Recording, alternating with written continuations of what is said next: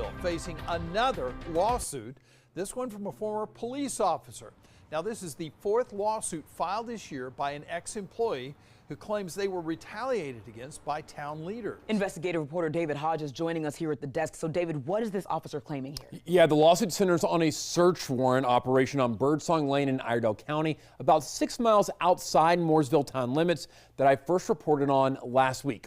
Now, in his lawsuit, Officer Paul Exxon said he was working as a special response team medic during a search warrant. After it was over, he received Snapchat messages from an Iredell County Sheriff deputy and shared what he calls limited information about an operation that was already complete and was in the sheriff's jurisdiction.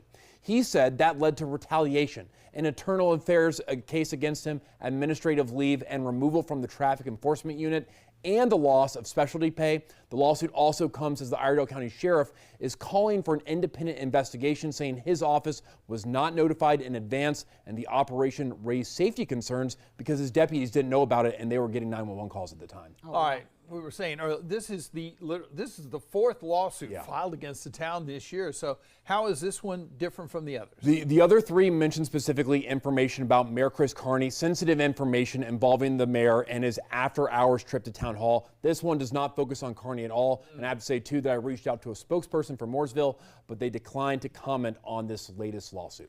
Definitely so much to watch with all of these lawsuits dealing with the town of Mooresville, whether it's the police department or the mayor himself. Yeah, and we have coverage of all of them on our website, and I can promise our viewers right now I will be at the Mooresville Town Hall meeting next Monday as well. All right, could something interesting come out of that? We'll see. All right, David, thank you. Thanks, David.